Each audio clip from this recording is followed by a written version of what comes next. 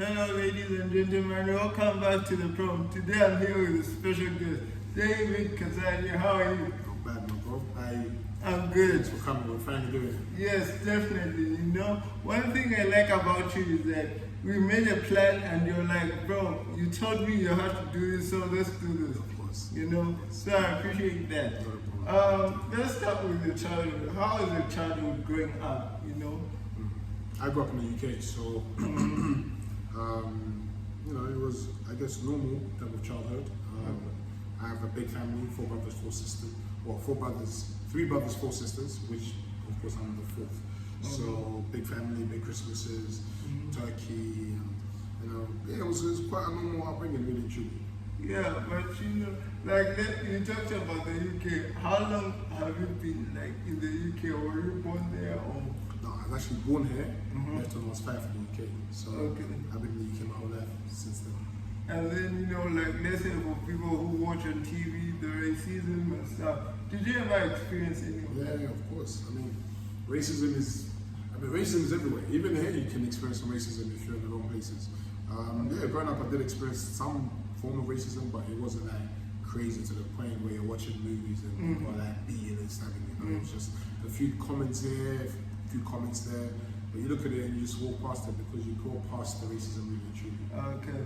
So what made you like always have this connection to home? What made me have a connection to home? Yes. My parents made sure I was always grounded and always that they made sure I never forgot where I came from.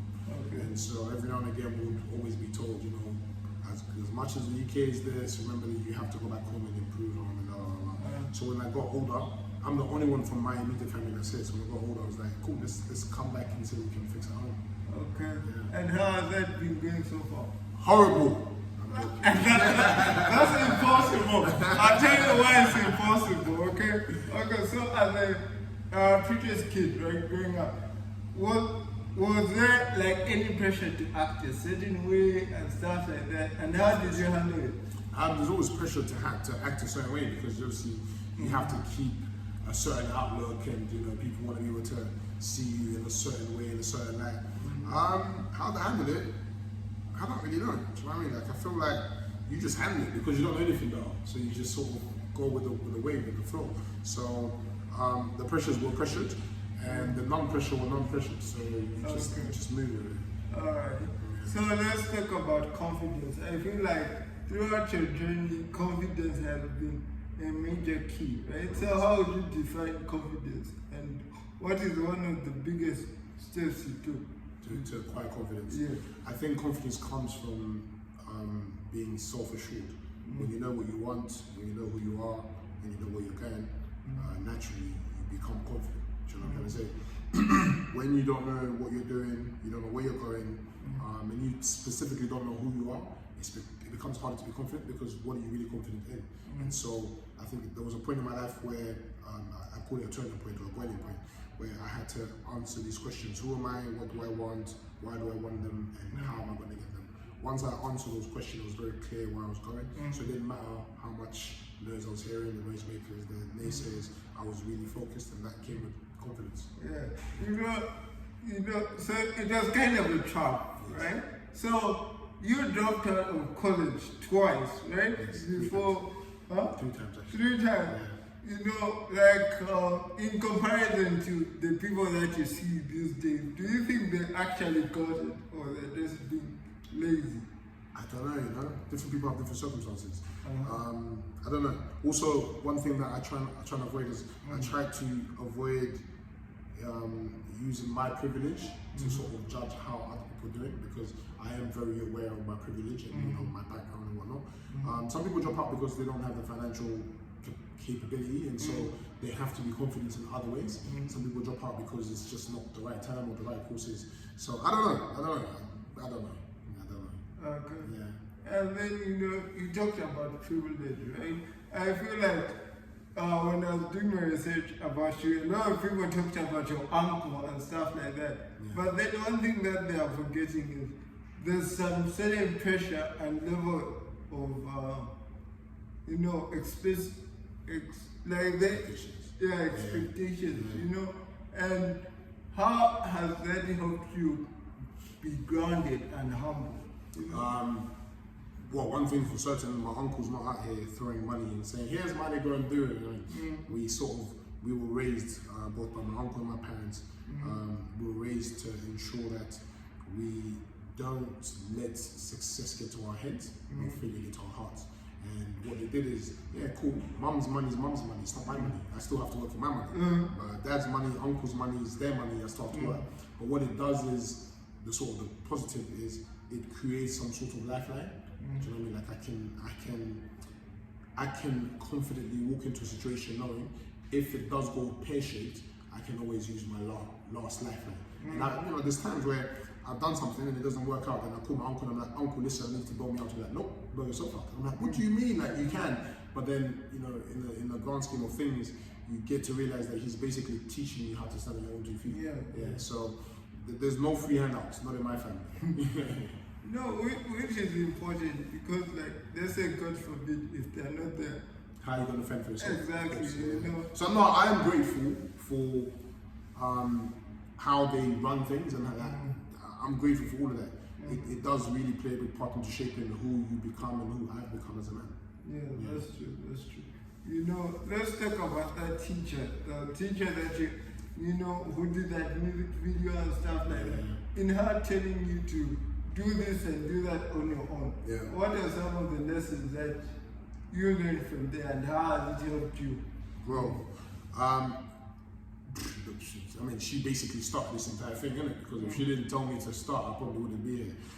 It's taught me that don't get to a point where you're comfortable teaching people how what's the word? What's the saying? Don't get to a point where you're comfortable giving people fish, but teach them how to fish. Yeah. You know what I mean? So like, she basically taught me how to fish, or sort of exposed me to fishing, and then I had to learn how to fish so I could fish more and more and more.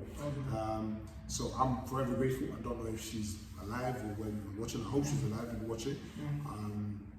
Because had it not been for what she did and how she just pushed me forward, I probably wouldn't know I'd be a filmmaker today.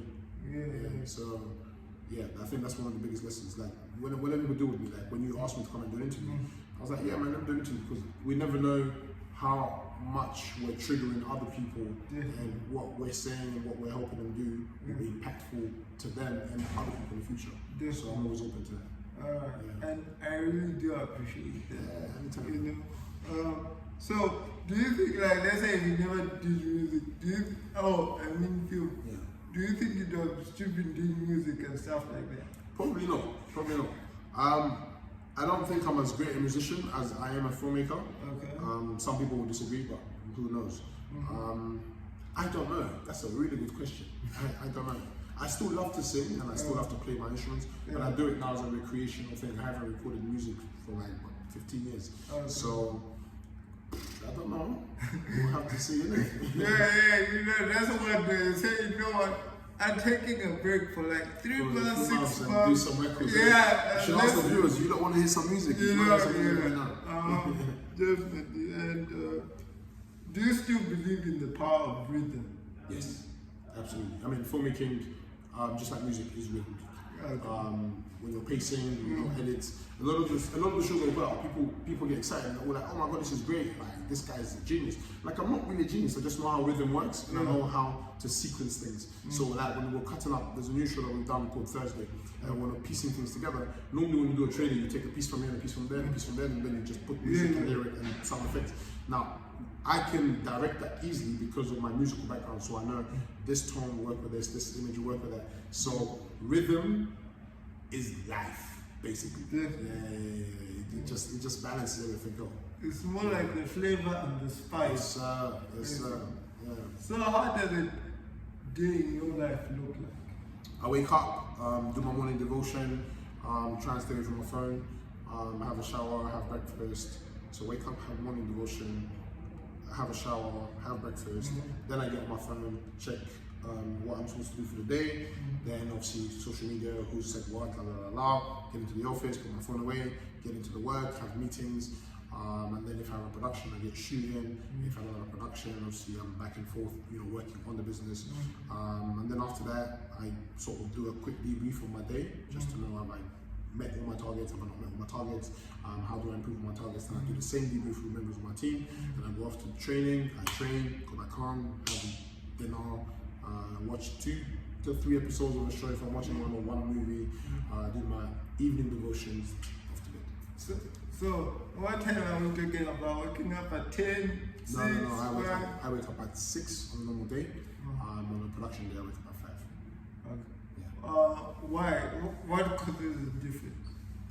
So production means I need to be on set quite early. Okay. If I'm not on production, I get an extra hour because work starts at 7. Okay. For everyone or just you as the CEO? Everyone else comes in at 8, I come in at 7. Okay. That's leadership moves, right? So let's talk about how did Kazadi films start? What inspired you to say, okay, you know what, I think this is what I want to do in my life? Remember I told you I quickly worked out my why, my who, my all that. So when I was trying to understand my life, this is after I graduated from film school, so I asked myself a very important question. I could have finished film school and went to get a normal working job employed, by big studios. Then I asked myself, do I want to be able to have the comfort of money while not being happy and fulfilling someone else's dreams? Or do I want to take the risk of this comfort and fulfill my dreams? The answer was very simple. This comfort felt comfortable as long as I was fulfilling my dreams and what I wanted to do. Definitely. And what do you think was the biggest challenge in terms of setting up in the UK and in Zambia? Money, knowledge, and the right team. Those are the biggest things. You always need a lot of money to make a lot of money. You always need, not to say money, knowledge. You need a lot of knowledge to run businesses, because you have to understand, I learned how to be a businessman by doing business. I was never like a natural born business person. I mean, I'm a filmmaker, I'm an artist. So the art of business was being learned while I was on the job. And learning to get a trustworthy team is a process in itself. And so having a team both overseas and a local team is always hard, because you have to find people you can really, really trust. So I think those were the 3 major challenges. And it's still up. I don't think I figured it all out, but I'm in the process, and the process never stops really. I mean, a foolish man knows everything. A wise man is always knowing. So I see the wisdom. So let's talk about that meal, bro. The first meal when it hit your bank account, because I saw you really wanted to be a millionaire. What did you do with that first million? I bought a nice car. Honestly, I bought a car. I like cars, so I bought my nice car. Well, that wasn't the first thing. The first thing is you do all your taxes, all the people that need to get money, and then once you've done all the what I call sensible stuff, then you have a bit of money to play. So I bought a nice car. Okay. And then how about the rest? Did you invest it in the business? But that's what you do first, then you do all the sensible stuff. You invest in the business, buy new equipment, get this, get that, Then whatever's left as profit, you shoot yourself. I always remember one thing that I never used to do, and that I'm planning and practicing now, is always reward yourself. Do you know what I mean? Sometimes you get so caught up in the big dream, then I'll do it when I get there, and I'll do it when I get there. You forget that you also need to enjoy the journey. So I'm a big advocate. I buy myself nice clothes when I can. I buy myself a nice car when I can.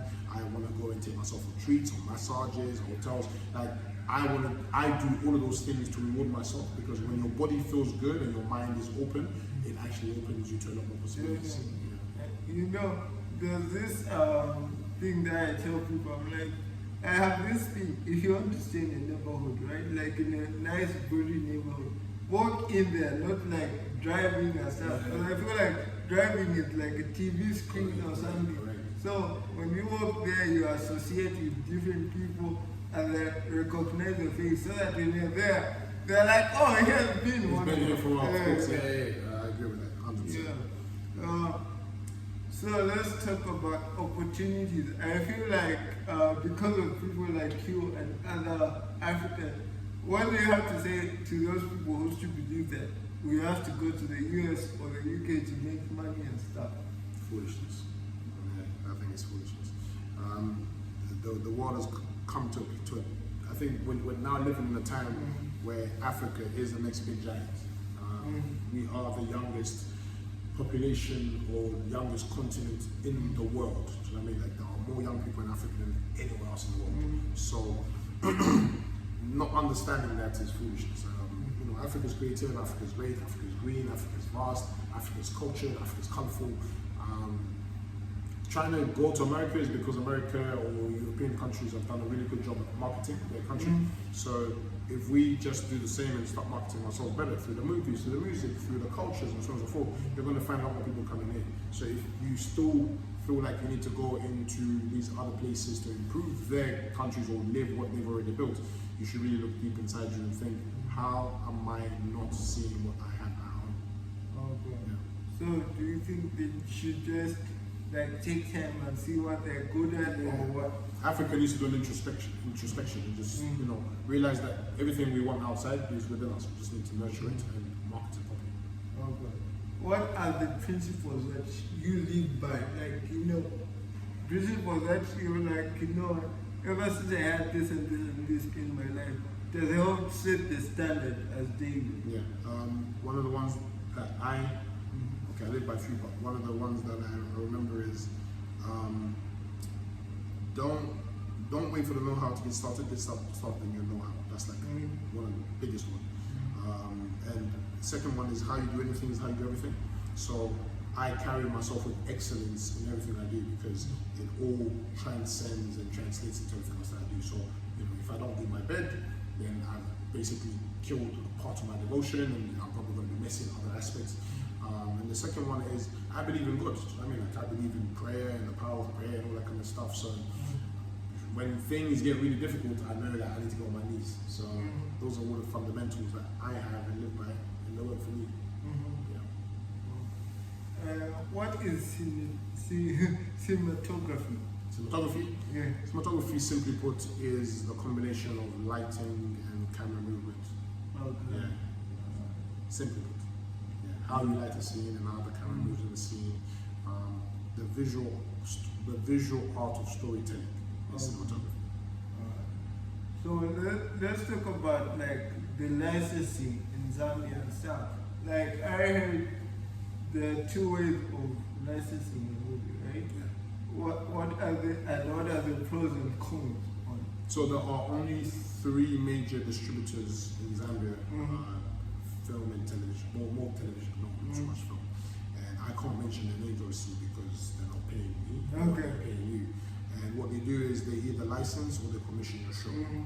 Licensing means you've already shot the show or the program and they pay you a smaller fee to be able to have the show like rented for a period of time. So they pay you money, they show it. Commissioning means that they basically bought the rights to own your product, including the IP. They pay you a bit more money to do that. You produce it, you do whatever you need to do, but once they've got it, they basically own the full show. Yeah, that's basically that. And there's only 3 major distributors who are predominantly TV owners or work in TV. We don't really have a film distribution as of yet because the film sector in Zambia is still a growing sector. A lot of people shoot what they call films, but at the end of the day, it's very hard to distribute a film in Zambia because who's your distribution out there? If I had more money, I would open a distribution channel, but you know, someone else has to do something. Yeah, definitely. You can't do it all. Then what did you define Zizo Plus? Zizo Plus was distribution, and it didn't work the way we wanted it to work. It was super expensive and what's the word? Time costly, whatever. It needed a lot of time and it was very expensive. So we quickly learned to realize that, maybe distribution it is the future, but it's not something we're ready to do then. So we put it on the ice for a bit. So how does it work? Like, let's say you've written movies, right?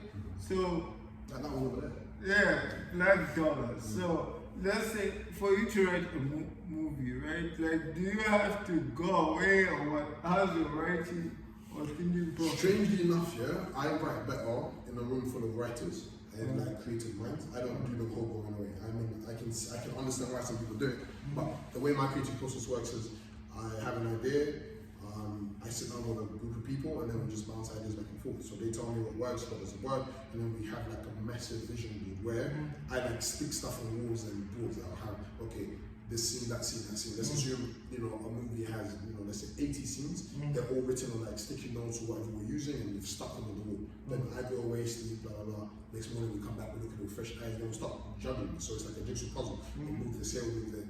Once, that's how we wrote Black Dollar, and that's how we've written a lot about other movies, because I like to visually see and touch the stuff that we're doing. Then once that's set, the writers go and do what they need to do, and I just wait and give notes.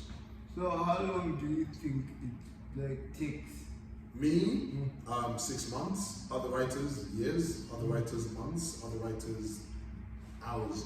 There's not really a set time. It all depends on your experience and creativity, really and truly. But for me personally, to write a movie takes me 6 months. You know, one question I've never heard anyone ask you. Yeah. What is that movie that, you know, you looked at and said, you know what, maybe I can also do this. Like, I liked how it made me feel. Yeah, good question.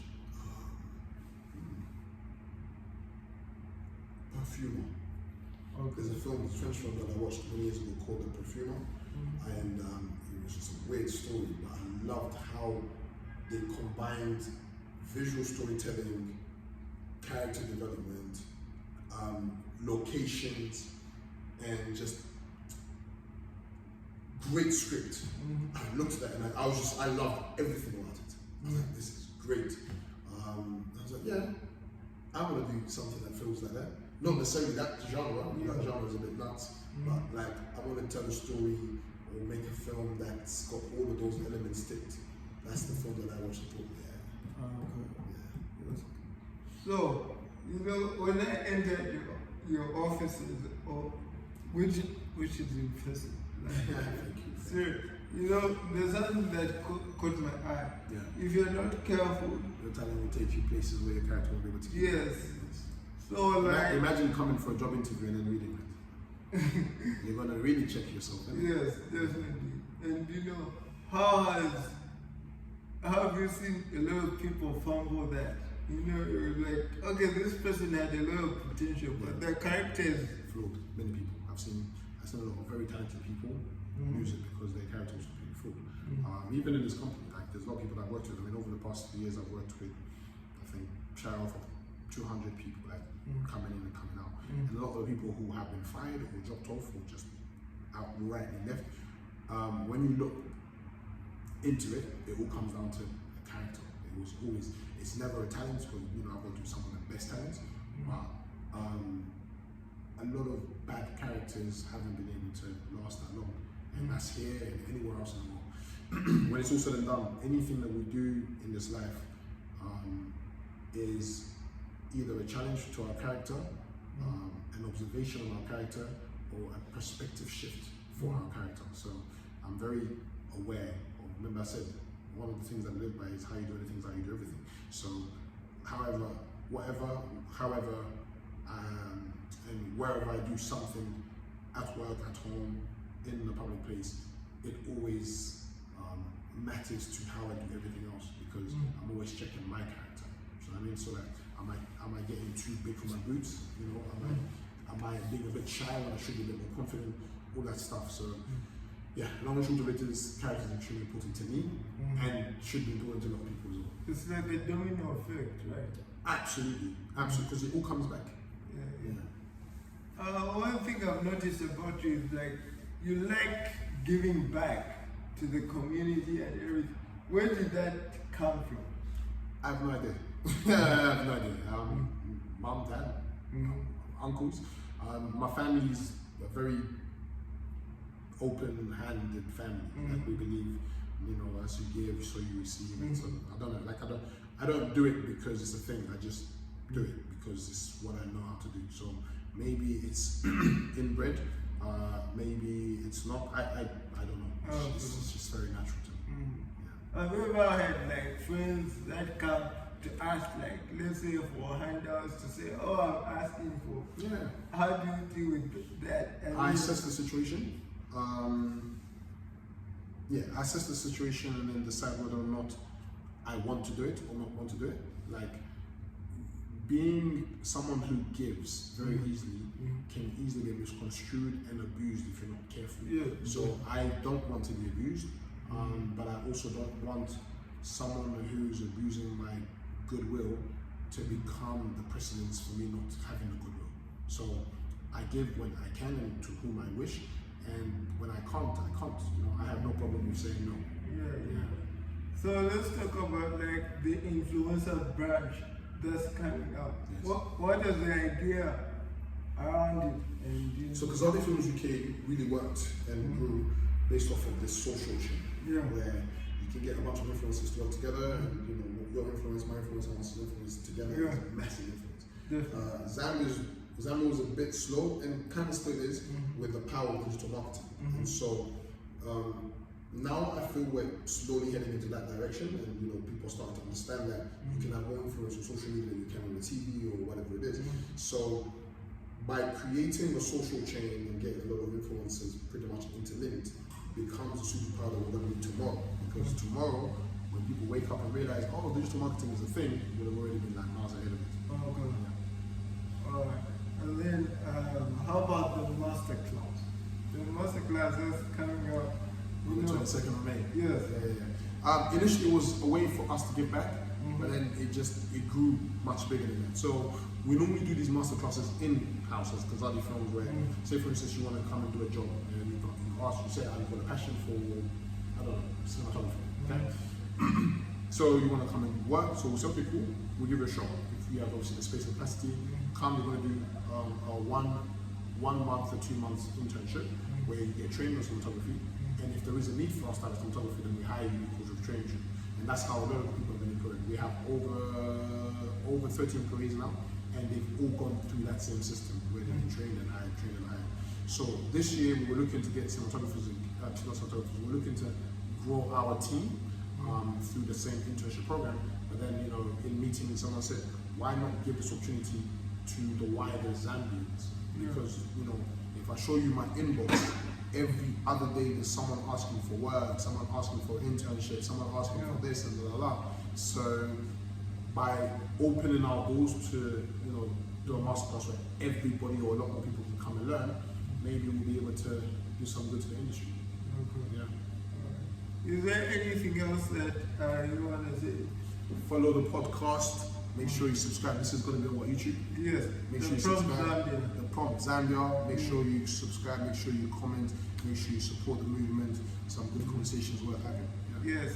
And you know, definitely work on more things together. You know, this is only the beginning, of course. My doors are always open. So I was born for this, Ain't no me, I bring the sauce in this.